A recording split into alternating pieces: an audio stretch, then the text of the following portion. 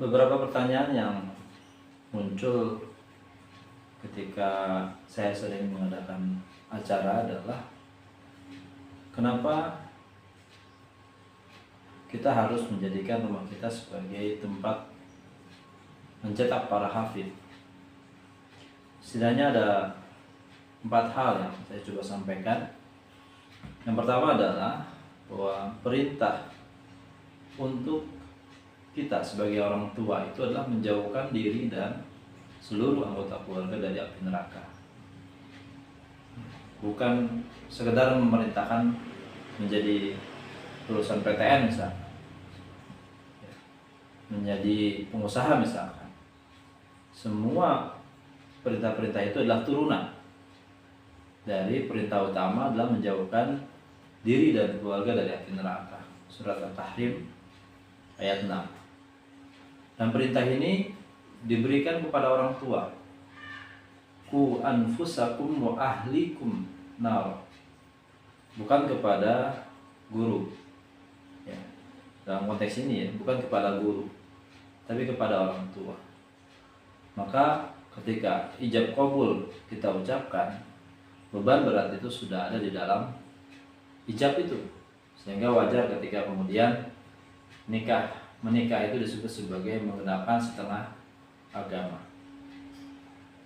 Alasan yang kedua adalah karena kita sebagai orang tua tidak mungkin akan mengawasi anak-anak ini secara penuh dalam 24 jam. وَلْيَخْشَى الَّذِينَ لَوْ تَرَكُوا مِنْ خَلْفِهِمْ ذُرِّيَّةً ضِعَافًا. Bagaimana Allah sampaikan dalam surat An-Nisa, dan takutlah kalian ketika meninggalkan generasi yang lemah. Meskipun di situ konteksnya ekonomi, tetapi generasi yang lemah ini generasi ini pasti akan kita tinggalkan.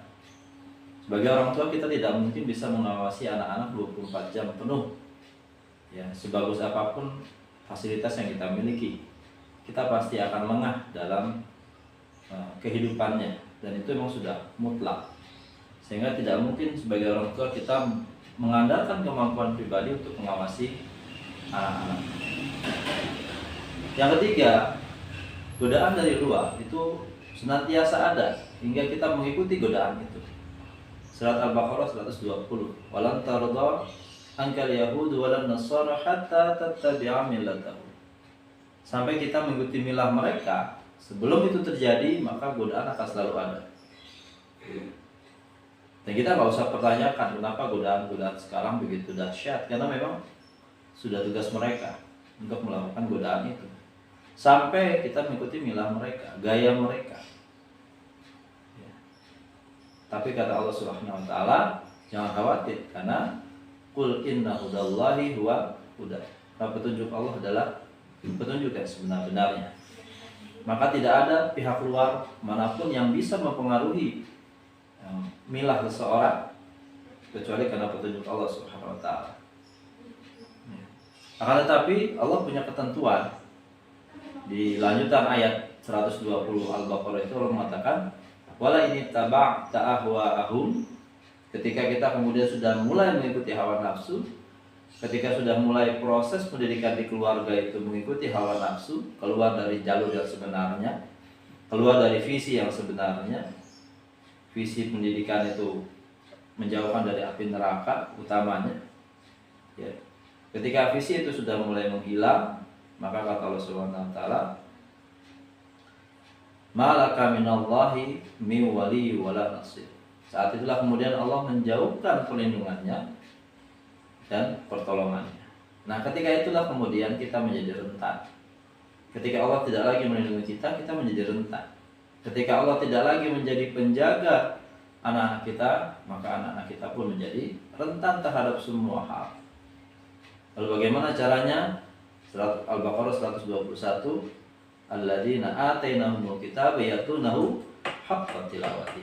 Itu orang yang senantiasa membaca Al-Quran dengan benar, senantiasa mempelajari Al-Quran dengan benar, tilawah Al-Quran dengan haqqa, dengan hak. Ya, senantiasa menjadikan itu sebagai kebiasaan. Ya. Dan itulah yang kemudian kita pahami Ketika kita sudah mulai memperbaiki bacaan kita, memperbaiki interaksi kita yang senada dengan sabda Rasulullah Sallallahu Alaihi Wasallam, Iqra'ul Quran fa innahu ya'ti yaumal qiyamah syafi'an bi ashabi. Bacalah Al-Quran karena dia akan menjadi syafaat kepada di ashabi. Kenapa nggak disebut sebagai di akhirnya tuh? Karena di awalnya Iqra'ul Quran, di akhirnya liqra'in. Tapi di akhirnya disebut di ashabi. Karena ada penekanan yang lebih kepada orang-orang yang senantiasa membaca Al-Quran, yaitu menjadikan Quran sebagai sahabat. Maka mencetak hafiz dari rumah adalah salah satu proses menjadikan keluarga-keluarga kita sebagai sahabat Al-Quran. Karena orang yang menghafal Quran, pasti dia banyak bertemu Quran. Untuk hafal satu ayat, dia harus mengulang 10 kali, 20 kali, bahkan lebih.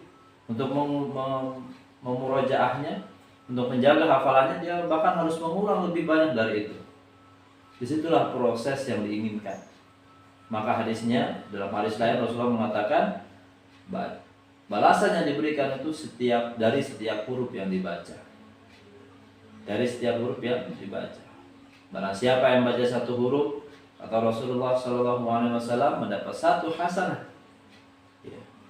Wal hasanatu bi asyri amsalihah, dan setiap hasanah akan dikalikan jadi 10. Jadi kalau baca An-Naba ayat 1 ada 10 huruf, kita seperti mendapatkan 100 hasanah. Bukankah yang kita minta dari dunia inilah Rabbana atina fid dunya hasanah. Maka Bapak Ibu yang Allah muliakan, mencetak hafiz dari rumah adalah solusi dari semua keinginan kita di dunia ini. Biarpun nanti anak kita jadi presiden, mungkin anak kita jadi menteri atau jadi pengusaha, tetapi dia tidak boleh menjauhkan dirinya dari Al-Quran, dari interaksinya bersama Quran, dari kedekatannya bersama Quran.